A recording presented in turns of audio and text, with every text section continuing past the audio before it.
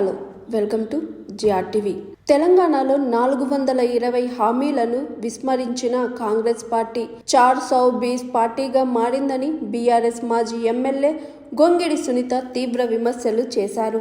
దొంగ గాంధీలు తెలంగాణకు వచ్చి తప్పుడు డిక్లరేషన్లు ఇచ్చి ప్రజలను మభ్యపెట్టి కాంగ్రెస్ పార్టీని అధికారంలోకి తీసుకువచ్చారని మండిపడ్డారు. తెలంగాణ భవన్లో మాజీ ఎమ్మెల్యే గొంగిడి సునీత మీడియాతో మాట్లాడారు.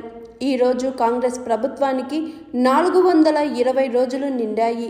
హామీలు అమలు చేయలేకపోతున్న సందుర్బుద్ధిని ప్రసాదించాలని మహాత్మా గాంధీ విగ్రహాలకు వినతి పత్రాలు సమర్పించాం. గాంధీ విలువలు కేసీఆర్ పాటిస్తే కాంగ్రెస్ వాటిని తొంగలో తొక్కింది. రైతు భరోసా, రుణమాఫీ, రేషన్ కార్డుల విషయంలో కాంగ్రెస్ ప్రభుత్వం ఘోరంగా విఫలమైంది.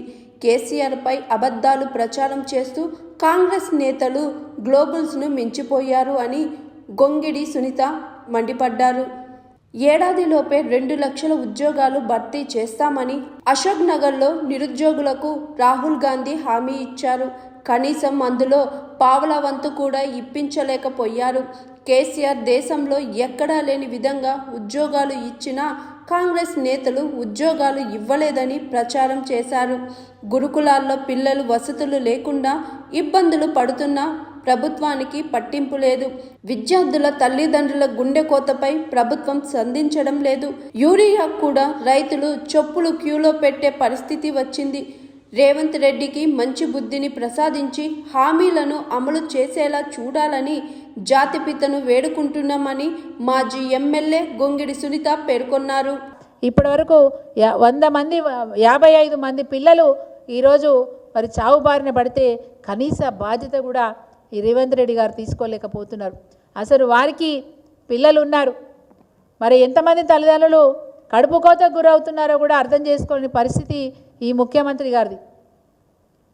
ఇప్పటి వరకు కూడా గురుకుల పాఠశాలల్లో ఇంకా కూడా మరి ఆహారం తిని ఇప్పటికి కూడా పిల్లలు అస్వస్థత గురవుతున్నారు.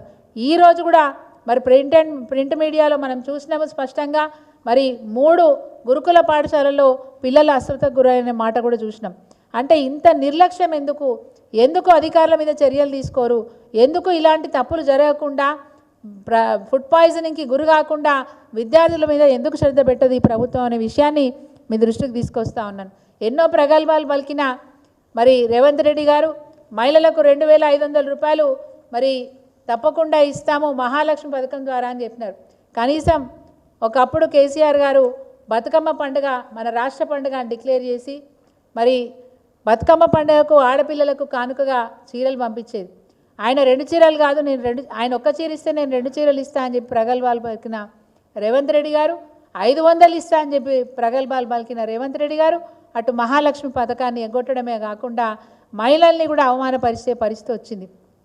ఈ విధంగా అనేక అబద్ధాలతోని అనేక బాధలతోని అన్ని రంగాల వాళ్ళు ఈరోజు నిరసనలు వ్యక్తం చేస్తూ ఉంటే ఆ నిరసనలు కూడా నిర్లక్ష్యం చేస్తున్న ప్రభుత్వం ఈరోజు రేవంత్ రెడ్డి గారి ప్రభుత్వం.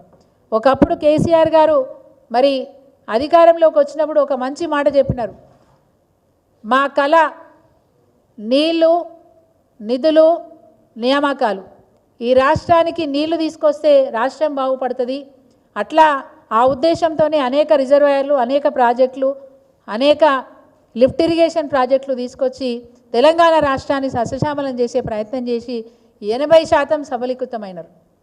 ఇంకా కూడా కృష్ణా జలాలను కూడా వినియోగించుకొని అనేక ప్రాజెక్టులు మరి అవి నిర్మాణంలో ఉన్నాయి, తుది దశకు చేరుకుంటా ఉన్నాయి. త్వరలో అవి కూడా మరి ప్రజలకు అందే అవకాశం ఉన్నది. ఇంత గొప్పగా సాగుతున్న పాలనలో ఈరోజు రేవంత్ రెడ్డి గారు ఏమి చేతగాక చేయలేక పాత పనుల మీద వంకలు పెట్టి రైతులకు సాగునీరు ఇవ్వకుండా ఇబ్బందులు పెడుతున్న పరిస్థితులు ఈ రాష్ట్రంలో నెలకొన్నాయనే మాట చెప్తా ఉన్నాను. ఇప్పటికి కూడా రైతులకు సరి అయిన సమయంలో యూరియా రాదు.